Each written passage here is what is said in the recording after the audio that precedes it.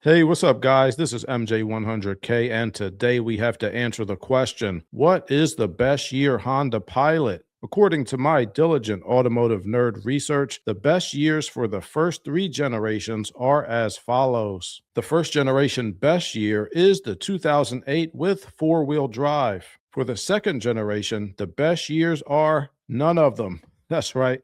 I don't recommend getting any second generation Honda Pilot. For the third generation, the absolute best year is the 2020 LX trim. Finally, the number one best year Honda Pilot of all time as of 2026 is the 2008 Honda Pilot with four-wheel drive. In today's video, I'll give you my reasoning for the best year selections and also go over common problems. Actually, I've already made common problem videos for the first three generations of Honda Pilot, but as a special treat, I will include those videos at the end of this video so that you can easily access all of the information in one place. You don't even have to click on any links today.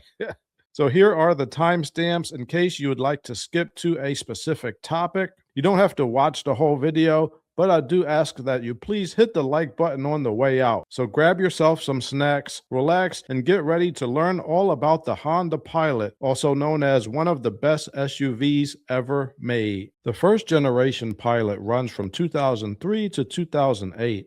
I picked the 2005 to 2008 years with four-wheel drive only because in 2006, Honda introduced a system called variable cylinder management. It was an abomination. But that was on the front-wheel drive models. The VCM system has proven to be problematic, to say the least. So we're going to go ahead and avoid it by only getting the four-wheel drive Pilot models from the first generation. We'll talk more about the VCM system when we get to the second generation Pilot because that's when it really gets bad. It's so bad! The reasons why I picked the 2005 through 2008 four-wheel drive Pilots as the preferred years are as follows. In 2005, Honda made some improvements to the Pilot's automatic transmission, and they added a tire pressure monitoring system. In 2006, Vehicle Stability Assist was added to all Honda Pilot models. The reason why I picked the 2008 as the best year is because it is the newest of the preferred years. The cream of the crop! And if you get the four-wheel drive version, you won't have to deal with any of the problems from the VCM1 system. Under the hood of the Honda Pilot, you'll find a strong and capable 3.5-liter J-Series V6 engine. Just keep in mind that the Honda Pilot V6 is an interference engine, and it does have a timing belt. So make sure to change that belt when you're supposed to. If it breaks when you're driving, that is going to be a huge repair bill. Dollar bills, y'all. And that goes for any Honda Pilot, actually. The Honda Pilot uses a 5-speed automatic transmission, but don't worry, it's not the same as the transmission on the second generation Honda Odyssey. The Pilot's transmission is stronger internally. I'm the best around! So you won't have to worry about the massive amount of transmission problems like you do in the second generation Honda Odyssey. The four-wheel drive Pilots use a system called VTM. That stands for Variable Torque Management. The system sends most of the powers to the front wheels when you're driving normally, but it will automatically send up to 50% of the power to the rear wheels when it feels like you need it. The interior of the Honda Pilot is very roomy. It has 3 rows of seats, so there's plenty of room for passengers. The second and third rows of seats fold down to provide you with plenty of room for storage. Now, I may be the only person in the world that thinks this, but I really like the cloth seats in the Honda Pilot. I actually prefer them to the leather seats. I don't know what it is about those seats, but they just feel really, really comfortable. Well, what is that, velvet? Some Pilots even come with a DVD entertainment system to keep your rear passengers happy, if you still use DVDs like I do. You're living in the past, man. Some families get so happy when they're driving the Honda Pilot, they've actually been known to start singing. From a mechanic's perspective, the Honda Pilot is pretty easy to work on. You can get to the rear spark plugs without removing the intake manifold, and you can get to the fuel pump without having to drop the fuel tank. Speaking of fuel pumps, if you have a high mileage Pilot, or in fact any high mileage Honda or Toyota vehicle, I would recommend changing the fuel pump before it breaks. I noticed that those fuel pumps usually go out at about 250 to 300,000 miles. I would recommend getting your fuel pump from the dealership directly so that you can be sure it'll last another 250,000 miles. The second generation Pilot runs from 2009 to 2015. The thing about the second generation Pilot is that some of them have really high mileage, but also some of them have catastrophic engine failure. So if you're looking to buy one, there's no real way to tell if the one that you want will have major problems. For that reason, I do not recommend buying any year from the second generation. The major problem with the second generation Pilot is the VCM2 system. Basically, the VCM2 system is a way to disable cylinders in the engine from firing while the vehicle is operating. The VCM2 system will disable up to 4 out of the engine's 6 cylinders. They do this in an attempt to save fuel. The problem is when you disable this many cylinders, it can lead to a lot of vibration. The engine mounts are supposed to help reduce this vibration. As the vehicles age, the engine starts to vibrate more and more. Now, inside of your engine, there are these parts called piston rings that help to seal the combustion chamber. But in these piston rings, there's a little gap in each one because you have to expand them and then slip them onto the piston when you're putting the engine together. So these gaps are supposed to be offset. So maybe it'll be one here, and then the next one will be down there.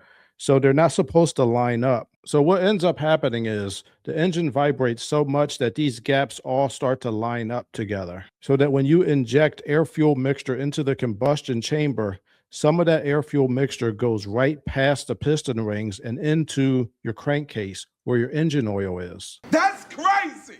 The engine oil is not supposed to have fuel in it. When the engine oil gets fuel in it, it starts to become really, really thick and it'll form a sludge. Once sludge gets in your engine, it's pretty much toast. It's going to blow. So this led to a lot of these engines blowing, and a lot of people got together and they sued Honda. I'm gonna see you in court and sue you! There was a big lawsuit about this. As a result of this lawsuit, Honda extended the warranties of these engines, and they also had to inspect and replace a lot of them. Unfortunately, that warranty extension is now over. There are 2 major issues with the second generation Honda Pilot engine problem. Number 1, you can't warranty the vehicle. Number 2, if you try to repair an engine that has been sludged up, I don't trust that repair. So let's unpack this. Problem number 1, you can't warranty it. As I mentioned, there was an extended warranty from the factory, but guess what? It's over. Now you can try to get an aftermarket warranty. It probably won't cover this engine problem. So here's an actual example. My uncle bought a Honda Accord with a V6 engine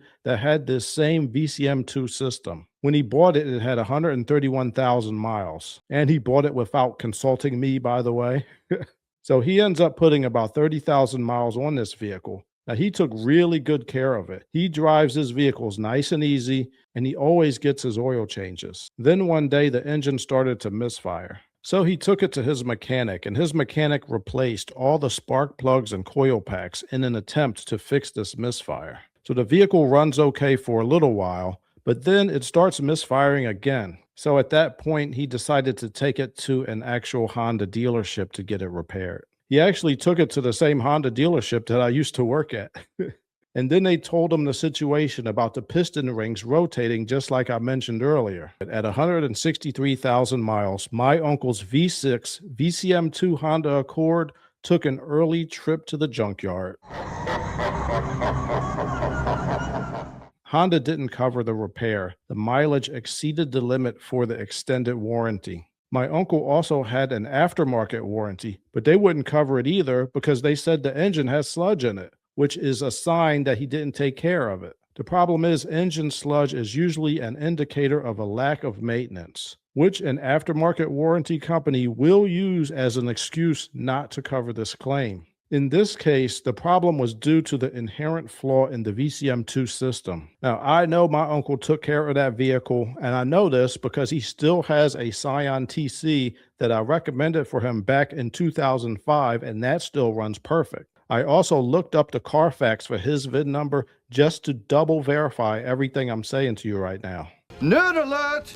Anyway, my uncle talked to his third-party warranty company and asked them, why did you even give me this warranty? It was not explained to me. If you knew the engine had an inherent design flaw. I think we all know the answer to that question. Dollar bills, y'all. And of course, the warranty company wouldn't say it, but it's obvious that the truth is they just want to take your money and they don't want to cover anything. They'll use any excuse possible not to cover your claim. In fact, some aftermarket warranty companies have recently gotten in trouble for deceptive business practices. So I don't recommend any aftermarket warranty company anyway. The point of this story is that your aftermarket warranty will not save you. The Honda extended warranty is now over. So you have no escape from this problem.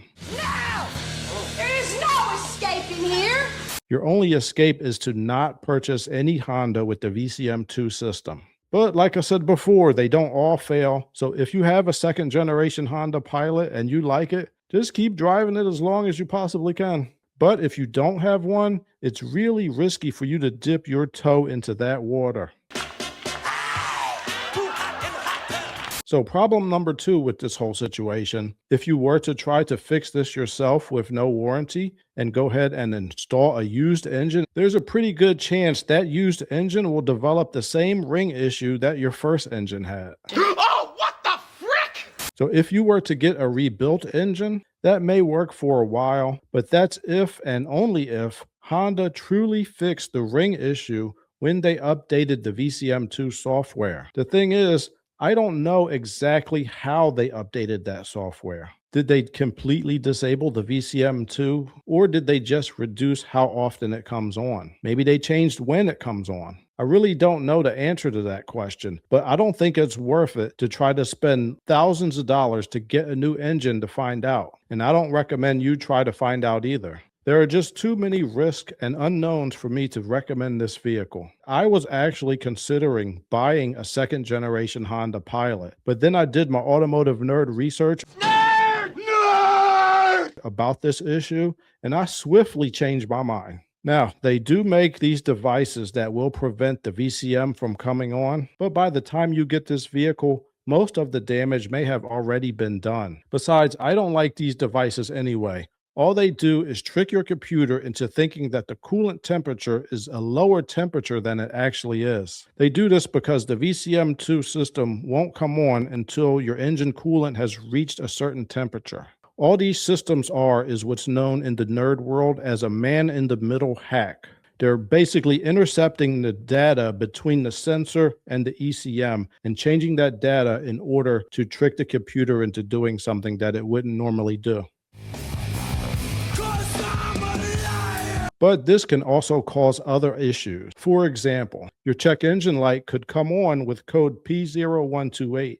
That code comes on when your computer thinks the car is taking too long to warm up, because that's exactly what's happening here. This fixed resistor is making it appear that the engine never actually warms up. It can also mess with your transmission shift logic. Your transmission needs to know what temperature the coolant actually is. I need my computer sensors to be accurate at all times. Speaking of accurate information, I think customers should be more suspicious of people in the comment section when they research into these systems. On forums and in the comment sections on YouTube and other websites, you'll find people talking about how great these little blocking systems are. And I'm a little suspicious that some of these companies may actually be making fake accounts to plant comments in these comment sections talking about how great these products are.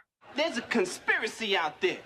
You hear what I'm saying? I mean, all they're really doing is selling you a 50-cent resistor for $8 or $9. In fact, I think one of these people tried to get into the comments section about a similar cylinder deactivation system called AFM, for active fuel management. That system has problems too, and companies have invented ways to try to disable it. And what do I find but a comment that clearly appears to be AI generated from a certain AFM blocker company. So the account that made this comment, in my opinion, allegedly appears to belong to a bot account named Can't Unsee It. Dane, you remember we did this video on delete GM active fuel management without changing the cam. You remember that?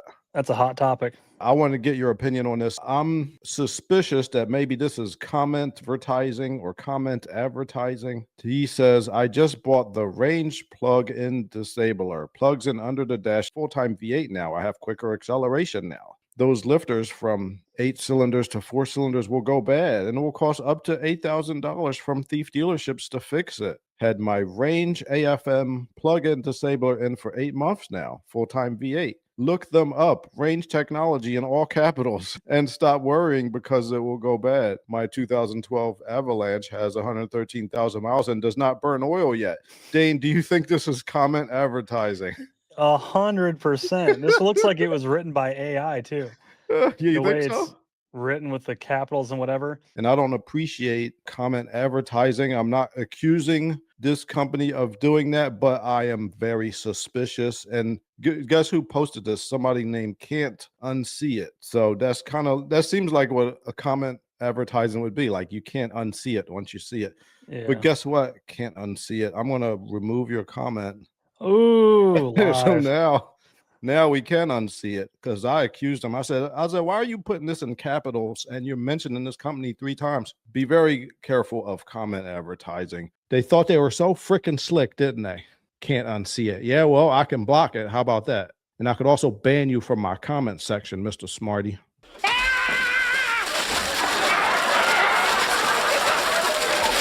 Anyway, if anybody, and I do mean anybody, wants to get into my comment section and talk about how great their little VCM blocker is, I promise you I will delete your comment. Keep it to yourself. I don't want to hear about it. All right, well, moving on. The second generation Pilot isn't the worst vehicle in the world, but it's definitely the worst generation of all the Honda Pilots. So if you want a Pilot, get the first generation and avoid the VCM1 system by getting a 4-wheel drive.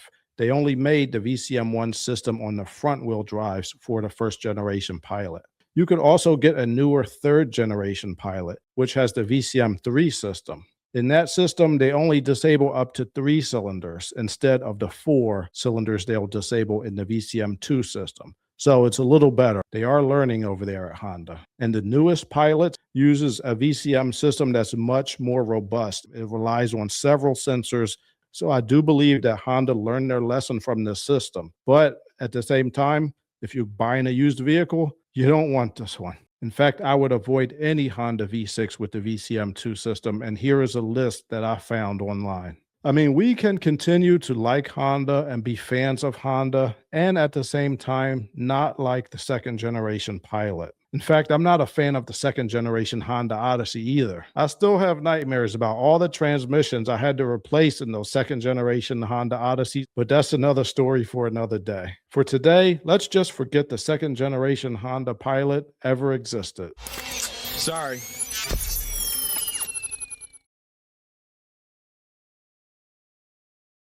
The third generation Honda Pilot runs from 2016 through 2022. I think that Honda learned from some of the mistakes on the second generation Pilot and made some much needed improvements. Fact.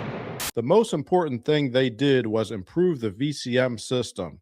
The third generation Pilot uses the VCM3 system. The VCM3 system only disables 3 cylinders instead of 4 like they did with the VCM2 system. I'd rather not have it at all, but the VCM3 system is definitely better. For the third generation Pilot, the 3.5-liter engine is back, but now it has a direct injection fuel system and it makes 280 horsepower. There are 2 transmission options available for years 2016 through 2020. You get to pick between a 6-speed Honda transmission on the lower trims and a 9-speed transmission on the higher trims. The 9-speed transmission is made by a German company named ZF. ZF is known for making good transmissions. They also make some of the transmissions for Dodge, Toyota, and BMW. Opinions are divided as to which transmission is better between the ZF 9-speed and the Honda transmission. When the 9-speed first came out, there were some complaints about noises and the way it shifts, but it looks like by 2019, software updates have addressed those issues.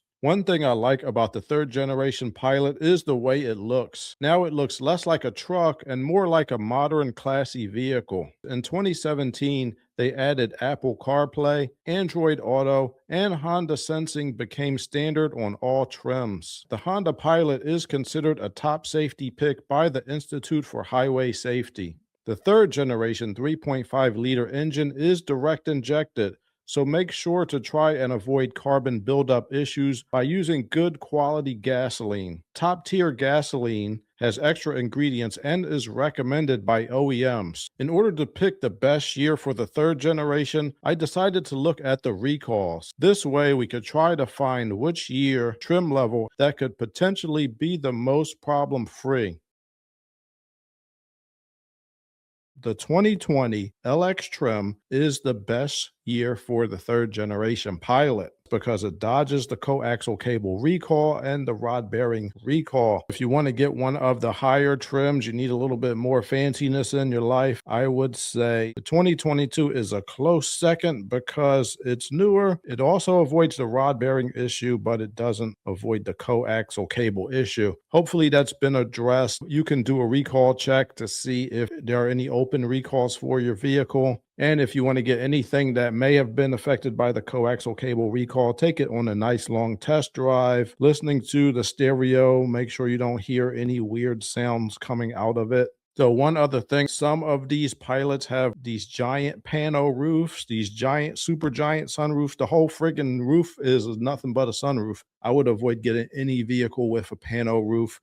No! God, please, no! They are super, super expensive to fix. And they leak, they break, they get stuck open, they get stuck closed, and they're going to stick your wallet with a giant bill if you have a problem with one of those things. I do not like pano roofs. When we're trying to dodge these issues, it's not 100% because any mechanic will tell you sometimes problems, they bleed out of the years that have been recalled. For example, they might say the recall goes up until 2019, but then mechanics will still see some, not a lot, but some 2020s coming in with the same problem. Usually in that situation, the dealership will do what's called a goodwill repair, meaning they don't have to do it, but they're trying to be nice, right? So my suggestion for Honda or any dealership, if you're going to get a used vehicle, get some of your repairs done at the dealership. Now, I know they're more expensive, but you want to be on their list as a customer, just in case you ever need some goodwill from them, you ever need them to cover something that's not technically covered, or even if you're a little bit outside of the warranty officially, like if your warranty is up to 100,000 miles and you walk in there with a vehicle with 102,000 miles and they've never seen you before,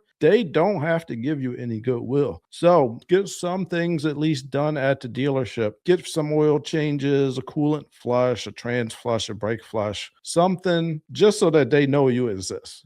Just in case you need a little bit of goodwill. But that is my advice for the third generation Pilot.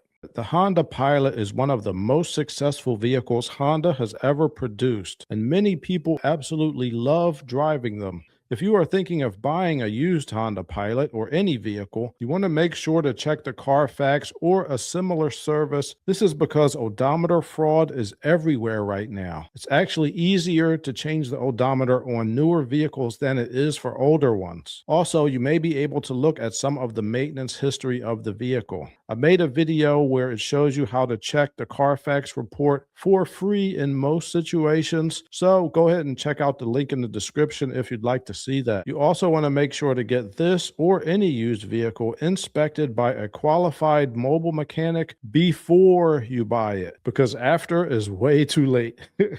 I immediately regret this decision.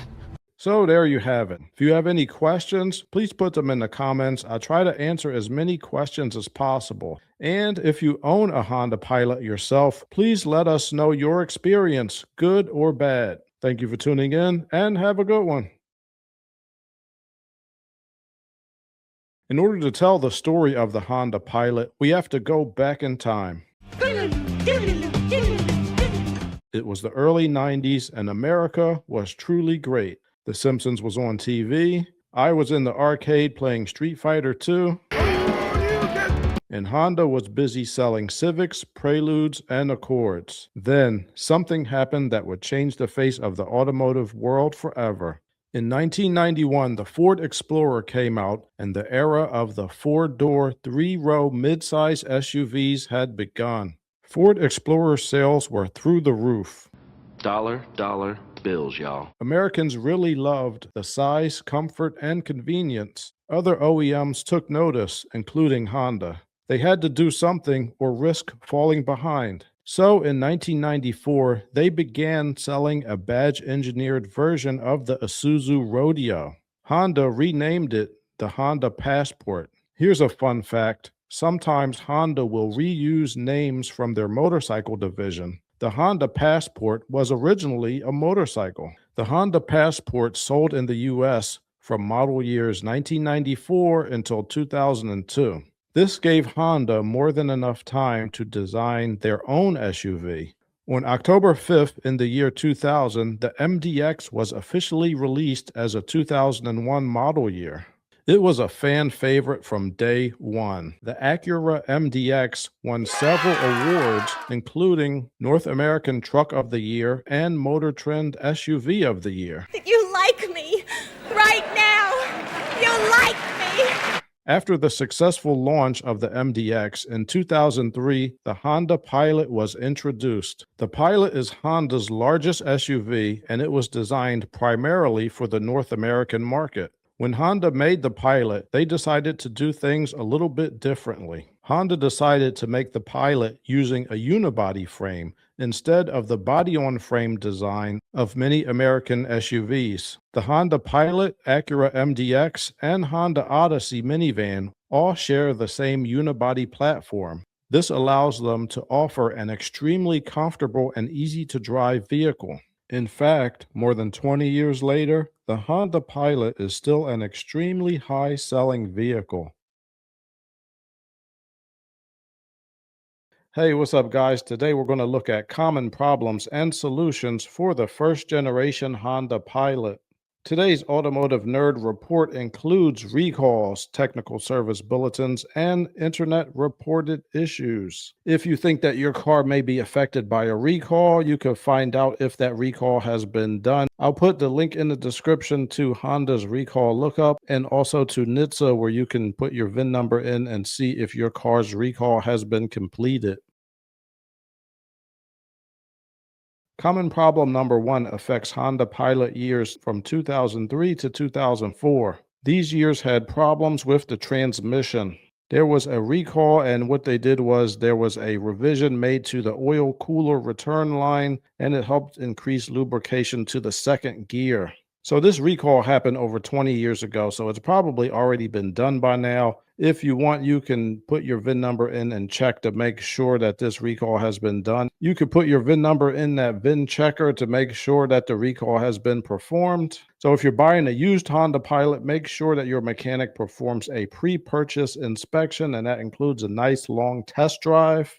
And if you own a Honda Pilot, make sure that you do all your transmission fluid changes on time. If you're thinking of getting a used Honda Pilot, I would get one that's 2005 or newer. They revised the transmission in 2005, so you won't have to worry about that issue at all. And also, if you're getting a first-generation Honda Pilot, the best years are 2005 to 2008, but that's going to be with four-wheel drive. In the later years of the first-generation Honda Pilot, they started using a system called VCM1, which is Variable Cylinder Management, and they only put that on the front-wheel drive Honda Pilots. So if you're going to get a Honda Pilot for a 2005 or newer, make sure to get a four-wheel drive one. The VCM1 system has issues with oil dilution, so you just want to avoid it if you can. Common problem number two, recalls for the airbag. This is going to affect all years for the first generation Honda Pilot, and that's 2003 to 2008. If you go on NHTSA.com, you'll see a whole bunch of recalls related to these Takata airbags. If you have more questions, you could call the Honda customer service at 888-234-2138. Some people have been injured by these airbags. You definitely want to do a VIN check for this issue if you own a Honda Pilot or if you are thinking of buying one. Common problem number 3, water leaking into the interior of the vehicle. There are several spots where water could leak in. I'll put some videos in the description showing you different places where it could leak. The first one is it could be leaking from the front windshield. So for this one is a video from Dan Junk 625 where he found a water leak by putting a water hose on the outside of the front windshield and at the same time check on the inside of the vehicle to see where any of the water comes in. I'll put a link to his video in the description if you want to check that out. The second one is from a channel called Dwayne Danger. He found debris clogging up one of the drain areas behind the passenger side mud flap. So what happens is there are drain hoses from the cowl, like where your windshield wipers are. Once water accumulates there, it's supposed to drain through those drain tubes. And he found that there was debris blocking this drain tube that is behind the passenger side mud flap. So you want to make sure that that area is nice and clean. So if it's clogged up here, water will start to come inside of the vehicle on the passenger side. And there are lots of electronics over there and you don't want them to get wet. So I'll link his video in the description as well. Another source of potential leaks is from the sunroof. The sunroof also has those little drains that go through the car. Now those drains can get clogged up. So what you want to do if you have a Honda Pilot or any used vehicle with a sunroof, make sure that those sunroof drains are clear and cleaned out. You can blow compressed air into those, or you could also buy one of these sunroof drain tools. They sell them on Amazon or Walmart or wherever you want to get one. And they are actually made for this purpose. So you could push that tool into the drains to make sure that they're cleared out. And if you're thinking of buying a used Honda Pilot, I would recommend getting one without a sunroof. It can't leak if it's not there in the first place. When you're used car shopping, if you absolutely have to get a used vehicle with a sunroof, make sure that the carpet is not damp. Make sure that there are no water stains. And like I said, avoid sunroofs if possible. Common problem number 4 is excessive rust from the rear subframe area. I didn't see any recalls or TSBs on this. There was one on the Honda CR-V, but I didn't see one for the Honda Pilot, unfortunately. So this is a repair you're going to have to fix on your own. Dollar bills, y'all. So they talk about this a lot on this forum called piloteers.org. I'll put the link in the description. Now, there was somebody on here who repaired their excessively rusted rear subframe by putting some screws in it. I would not recommend that. If you find that your Honda Pilot is excessively rusty and it looks like it's coming apart, take it to a body shop. It may need to be welded. They'll be able to give you an estimate to let you know if it's even worth repairing. Sometimes older vehicles get so rusty that it's really no point in repairing them. And if you're shopping for a used Honda Pilot, make sure to have a mechanic inspect the vehicle before you buy it. And you could tell him to make sure to look at the rear subframe to make sure that it's not all rusty. If you own a Honda Pilot, especially in the Rust Belt, make sure to wash it often. I know somebody who lives in the Rust Belt. They had a 2017 vehicle that was known for rusting, but they washed it once a week. They took it to the automatic car wash. They got one of those memberships. So they washed it once a week, and that thing was so clean underneath. I saw it, and it was super, super clean. Hardly any rust at all after almost 10 years in the Rust Belt. Common problem number 5, power steering pump problems. This is an internet reported issue. I didn't see any TSBs or recalls on this, but the symptoms for this will include leaks, noise, and obviously a lack of power steering. So if you want to try to figure out where it's leaking, they do make dye that you can put into the power steering fluid, and it comes with little glasses and a UV flashlight. So you'll be able to see exactly where the leak is happening. You may need to replace the power steering lines and power steering pump. Now, one person I saw online found his leak was at the power steering pressure switch. So some people have been able to just replace some of the O-rings for the power steering line. See, I'll put the link in the description to this video by Life Made Simple. In this one, he replaced the whole power steering pump.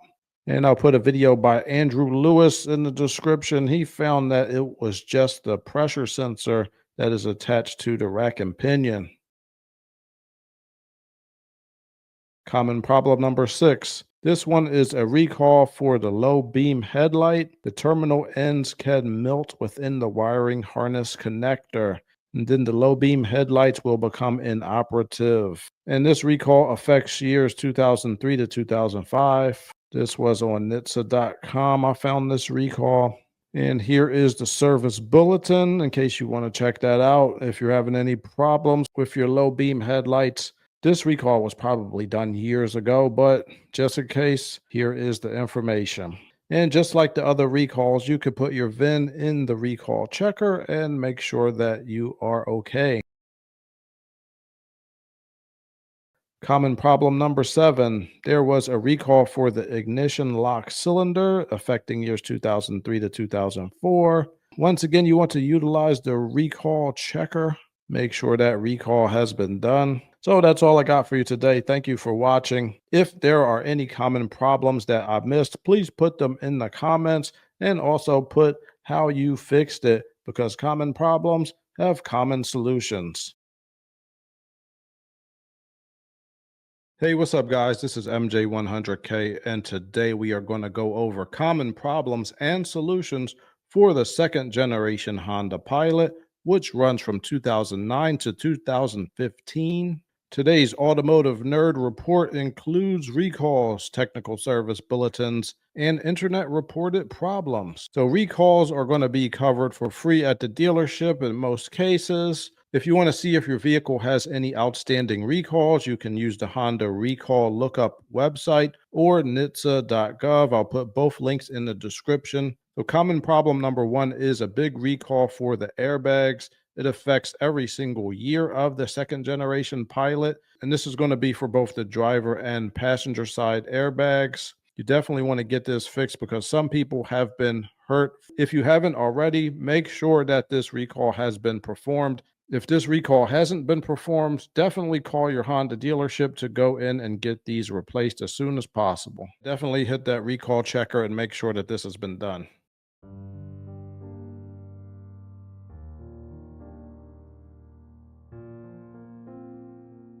Common problem number 2 is engine failure, and this is going to be due to piston ring deterioration, which results in engine sludge. This is going to affect every year of the second generation Honda Pilot. Oh, what the frick? This engine was not recalled, but there was an extended warranty. That warranty is over at this point. There was a big lawsuit about this. I'm gonna see you in court and sue you. There is a technical service bulletin that is over 100 pages long. If you want to check that out, I'll link it in the description. Basically, what's going to happen is the mechanic at the Honda dealership is going to take the engine apart and check for damage. If there is damage, they will replace the short block and update the PCM software.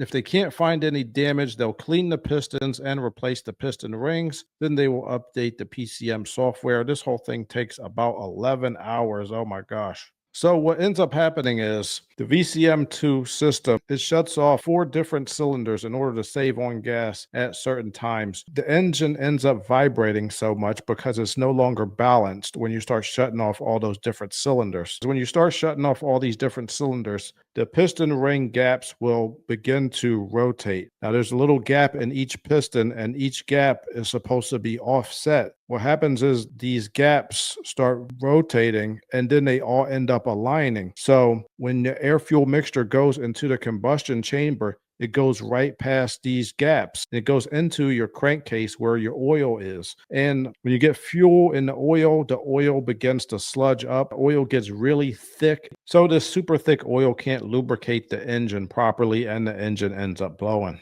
and this will be indicated by the following trouble codes: P0301, P0302, P0303, and P0304, and these are all for cylinder misfire detected. As you can see here, the cylinders 1, 2, and 3 are on the rear bank, and cylinder 4 is on the front bank. And these are the 4 cylinders that trigger the misfire codes. So yeah, here's that lawsuit. I'm gonna see you in court and sue you. It also affects the Odyssey, the Accord, and the Honda Cross Tour. The warranty extension, this one for the 2013 to 2015 pilots was extended for 10 years, 150,000 miles, whichever one comes first. So here we go. To further ensure customer satisfaction and confidence, any affected vehicles from now until January 31st, 2026. I'll put these service bulletins in the description if you'd like to read through the whole 100 pages. You can read it to your kids before they go to bed, too. Nice bedtime story. Actually, a terrible bedtime story. You're going to have nightmares about this engine.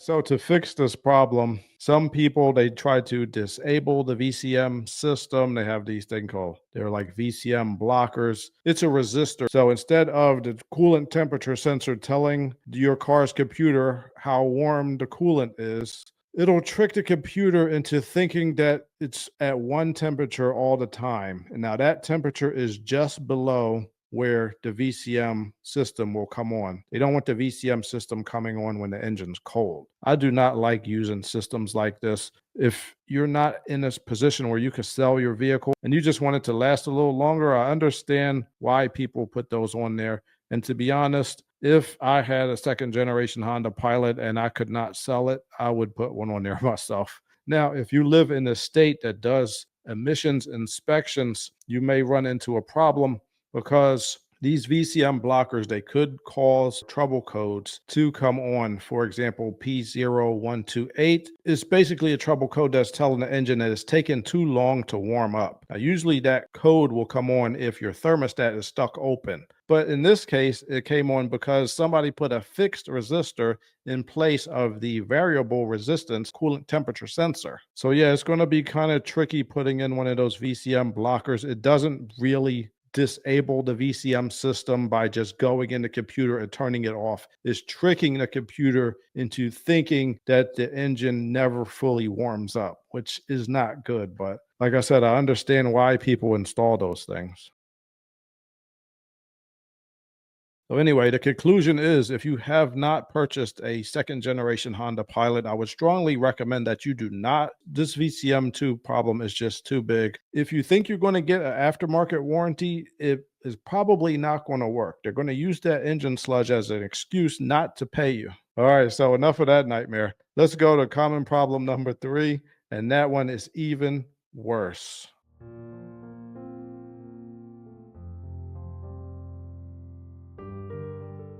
Seatbelt stitching incomplete or missing. Oh my gosh, this is a nightmare. There was a possibility that the stitching that secures the end of the driver and front passenger lap section of the seatbelt may be incomplete or missing. It affected years 2009 to 2011. Yeah, this isn't really a big deal, but if you see your seatbelts are kind of coming apart, go ahead into the Honda dealership. You might be able to get it replaced for free.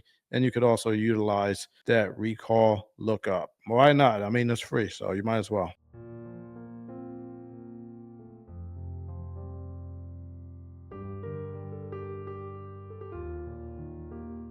Common problem number 4 is air conditioner compressor failure. This was not a TSB or a recall, but I did see a lot of people complaining about this. This may just be due to age. I mean, these vehicles are 10 to 15 years old. The air conditioner compressor is not going to last forever. It is something to watch out for. So if you're going to buy a Honda Pilot, make sure that the air conditioner is working before you purchase it. Also, definitely make sure to get any used vehicle checked out by an actual mechanic before you buy it. So if the AC compressor does fail, you make sure that the mechanic flushes out the system as much as possible. The problem is when AC compressors fail, sometimes little bits of metal can get into the system and it's really difficult to get it all out. You could try to flush it.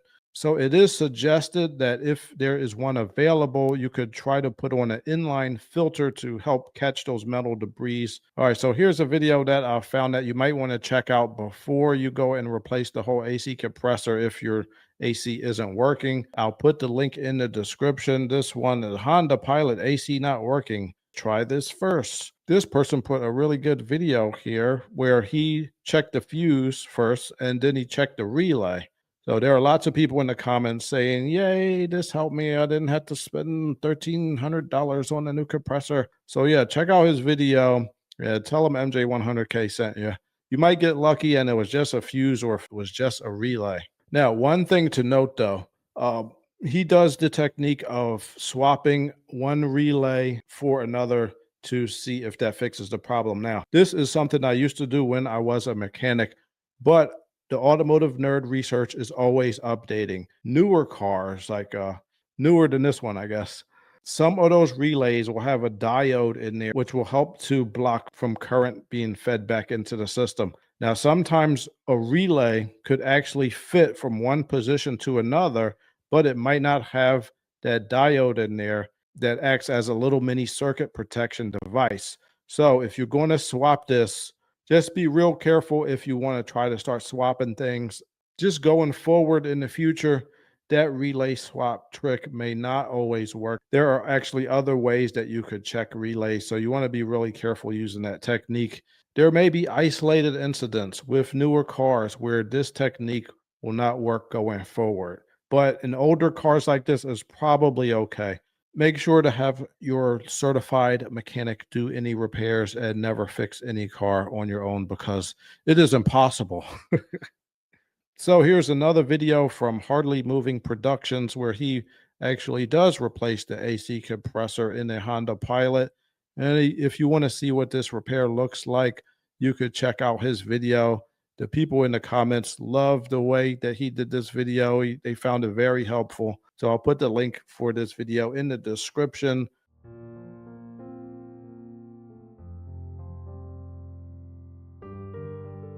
The Automotive Nerd Research Report is over. As I stated earlier, I do not recommend buying any second generation Honda Pilot.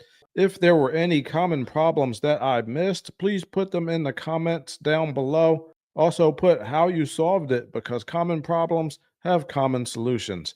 Thank you for tuning in and have a good one.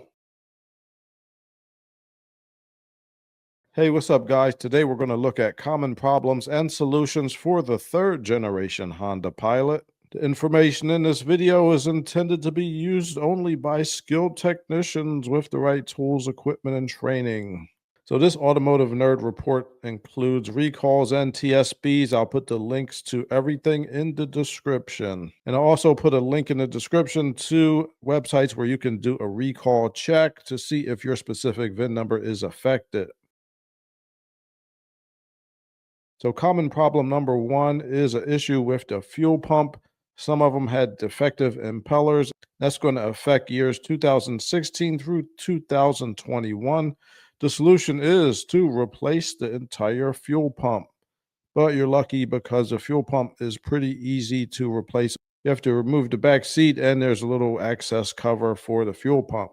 So if you're just replacing the fuel pump because it got old, this procedure in the service bulletin may be helpful as well.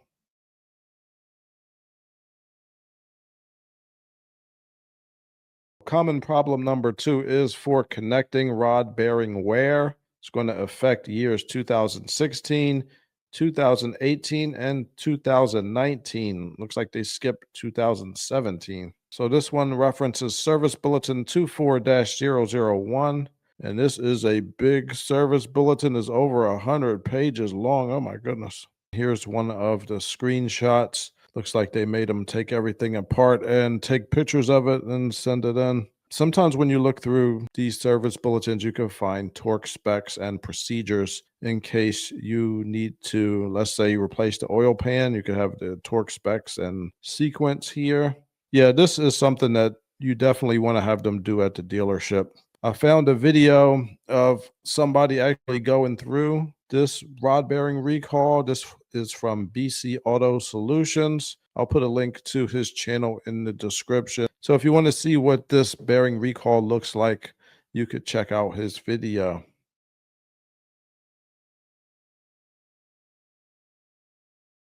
Common problem number 3 is the hood flutters or vibrates at highway speed, and this affects years 2016 through 2019. This one is a pretty easy fix. They want you to adjust the hood edge cushions, as you could see in this picture.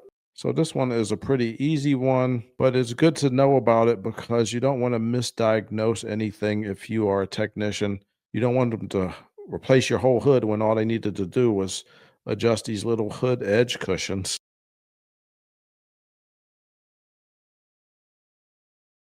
Common problem number 4 is the airbag may deploy unintentionally during a crash. Oh, what the frick? And that's going to affect years 2020 to 2022. The solution is the dealership will replace the seat weight sensors. So the airbags are made to deploy for people of a certain weight and size. And if you're too small, the airbag could actually hurt you. Solution is the dealer will replace the seat weight sensors free of charge. So this is the front passenger seat weight sensor. It may crack and short circuit and fail to suppress the airbag as intended. So make sure to get that fixed. It's free anyway, so you might as well go get it.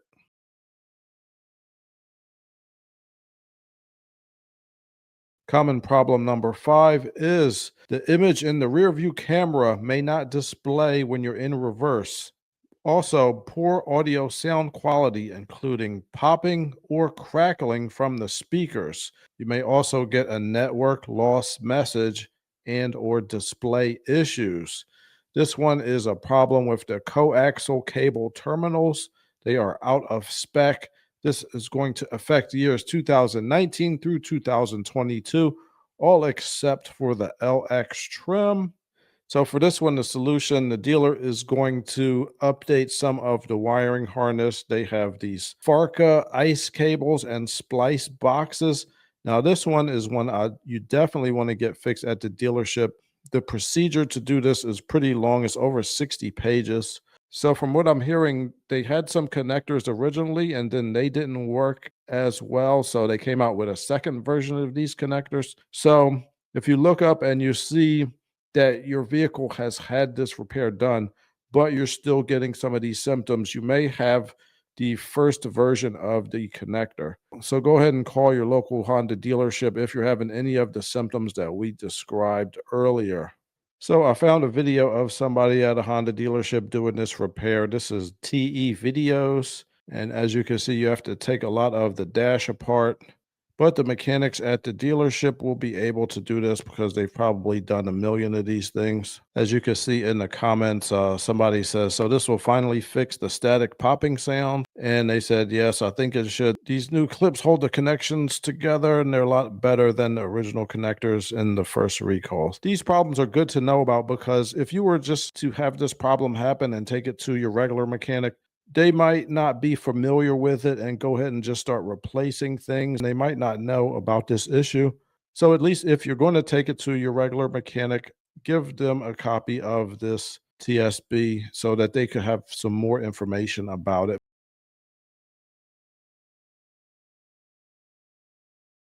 Common problem number 6 is the engine does not crank, especially in cold weather.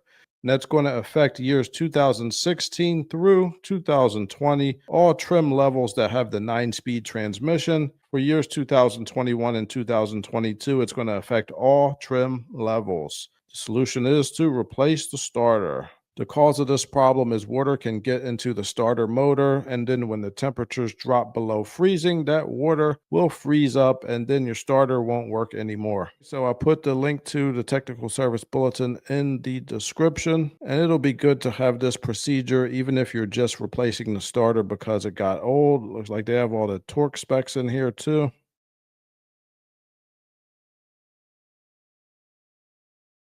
Common problem number 7 is an issue with the start-stop system. The engine stops but won't restart, so that's not good. Going to affect years 2016 through 2022. They extended the warranty by 10 years. Oh, that's good. So to fix it, first there's a software update, and then if the problem persists, Honda may replace the starter assembly, relays, and adjust the valves for free. And if you paid anything to fix this problem, you may qualify for reimbursement, so go ahead and call your local Honda dealership. So from what this letter is saying, Honda is extending the warranty coverage for this condition to 10 years from the original date of purchase with no mileage limitation. Oh, that's good.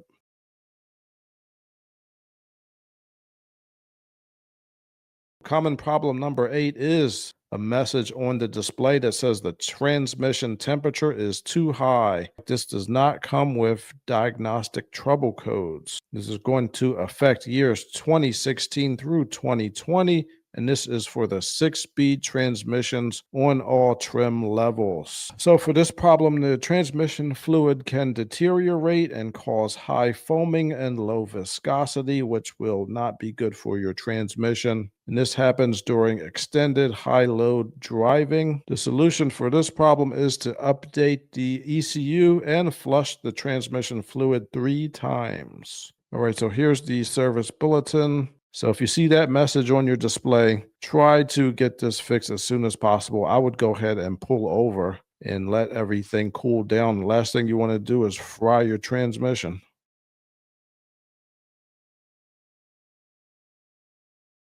Common problem number 9 is a transmission trouble code P0741. This is going to affect years 2017 through 2018, and this is for the 6-speed transmission. This one is a problem with the torque converter. It may not have been manufactured to spec. So for this one, the warranty on the torque converter is extended to 8 years or 150,000 miles from the original date of purchase, whichever comes first. And for this one, you can talk to your local dealership so they could check your VIN number and see if this one applies to your vehicle. If it does, they will replace your torque converter. Here's the service bulletin. Like we said, diagnostic trouble code P0741 stored in the computer. Torque converter is not manufactured to spec. As a result, the torque converter lockup clutch cannot provide adequate holding force due to pressure bleeding down through a crack in the lockup piston. Okay, looks like you get a free alignment with this too if they have to replace your torque converter. Yeah, that's probably because they got to drop the whole subframe. So they had to redo all the camber and toe adjustments.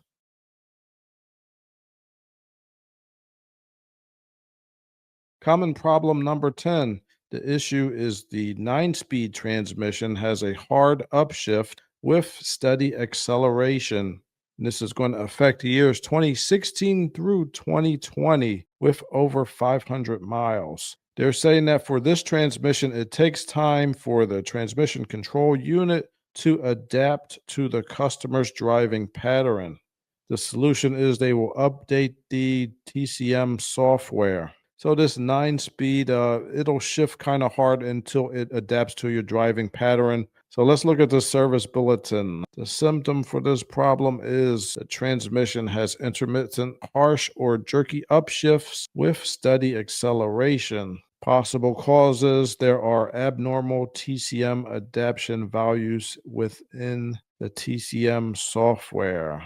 So for this one, they came up with a new calibration, and they will just download that into your car's transmission control module. And this one, it looks like if you have a 2016 Pilot, that one will require a PCM idle learn after you update the transmission control module. Failure to update the PCM idle learn will cause a hard shift and a comeback. So yeah, just knowing this information can be helpful.